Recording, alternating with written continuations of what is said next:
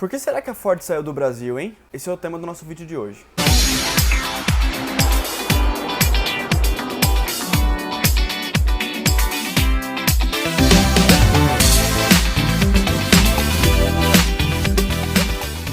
Primeiro, antes de tudo, é necessário a gente analisar qual que é a situação da Ford no mundo inteiro, né? A Ford ela já saiu da Índia e saiu de outros países porque decidiu não produzir mais carros populares, né? Porque tem outros players entrando no mercado, como a Tesla, BYD, que é chinesa, que estão investindo pesadamente em carros elétricos, né? Em carros elétricos e autônomos. E a Ford ela está um pouquinho atrás em comparação com outras multinacionais, como a Nissan, por exemplo. Então, por esse motivo, a Ford ela vem fechando algumas fábricas pelo mundo e no Brasil não foi diferente, né? O Brasil, nós temos uma capacidade de produzir 5 milhões de carros por ano, nunca chegou a produzir esse tanto, né? Nós produzíamos 3 milhões e meio, 3,6 milhões e agora, né, nesse período aí de pandemia, nós produzimos no máximo 2 milhões e meio de veículos no ano passado. Isso porque a crise do Covid, né, ela tem desacelerado a demanda interna aqui no país, né? Muitas pessoas perderam os seus empregos e ainda continuam perdendo, e aí as pessoas não vão comprar carro, né? Sendo que estão desempregadas. Há outras prioridades, como comer, por exemplo. Então o Brasil vive uma situação muito complicada em comparação com a Índia, por exemplo, né?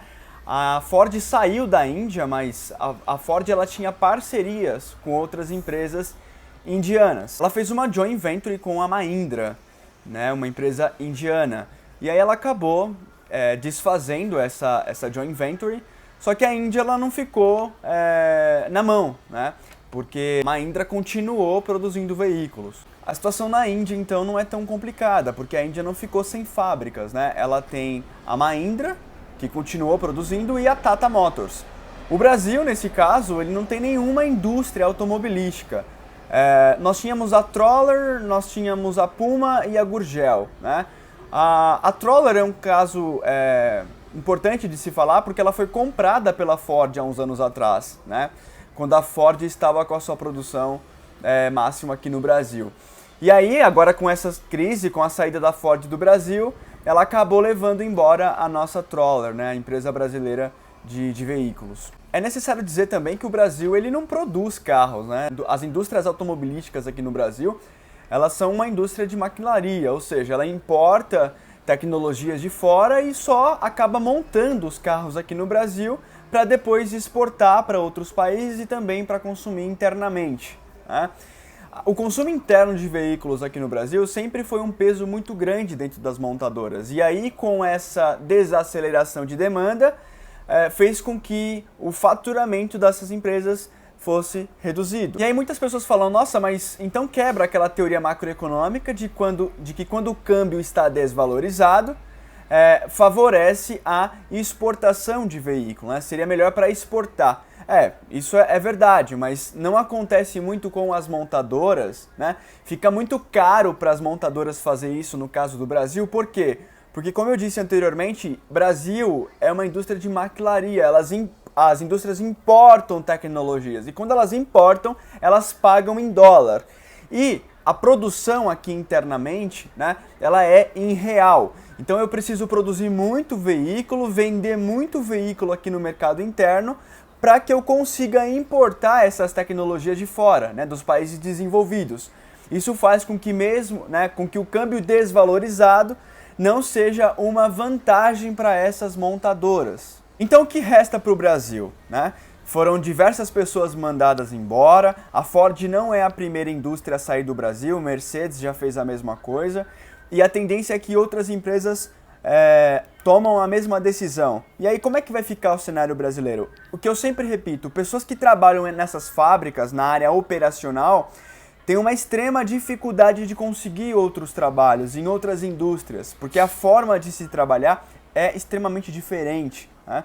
Isso faz com que o Brasil entre em uma situação muito complicada. O Brasil, então, ele entra aí numa seara de desindustrialização pesada, enquanto outros países como Índia, Coreia do Sul, China, conseguem se destacar bastante, né? E o Brasil ele está numa posição um pouco mais atrás, principalmente atrás de China e Coreia do Sul. Poxa, as indústrias automobilísticas elas sempre receberam subsídios do governo. Esse é um ponto também que tem chamado bastante a atenção da mídia, dos economistas, né?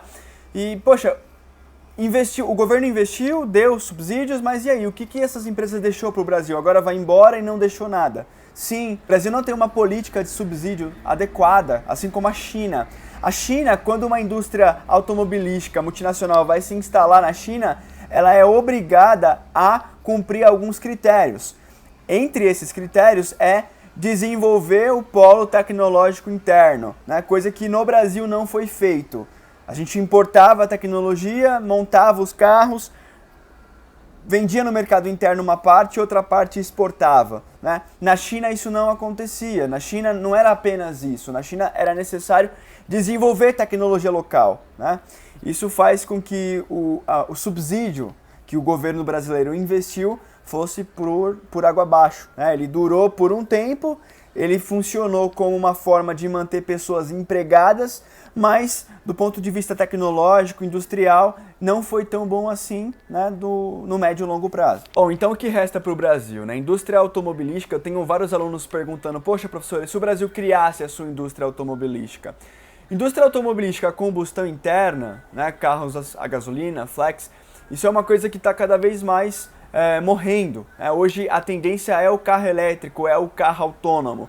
Então se o Brasil fosse caminhar para essa jornada, a indústria automobilística de combustão interna já passou, né? Nós teríamos que investir agora nas tecnologias de carros elétricos e autônomos. De repente, a começar com uma parceria com empresas chinesas que estão bem à frente, né?